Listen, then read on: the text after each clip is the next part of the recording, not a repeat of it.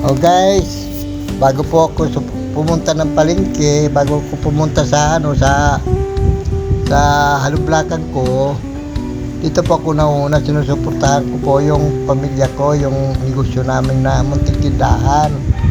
Nagbabalat pa ako ng pinya para pambinta po. Sana po masuportahan niyo ako.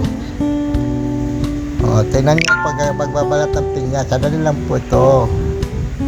Ngayon, susuportahan ko ang misis ko, hindi po sumuporta sa akin pagbablog kasi nahihiya po siya.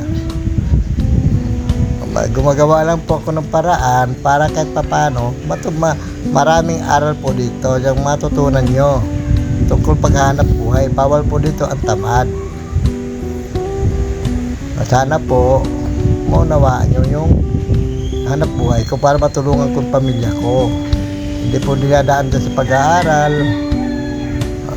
Basta magsikap ka na sa buhay. Ito po, pagkatapos po dito, pupunta na po ko sa lublakan ko. Ang gusto ko po, ito po sa asawa ko, sa pamilya namin.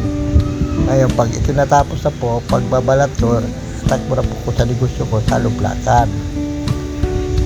Sana po, maunawaan nyo itong negosyo ko, matulungan yung pamilya ko. Sana po supportaran nyo.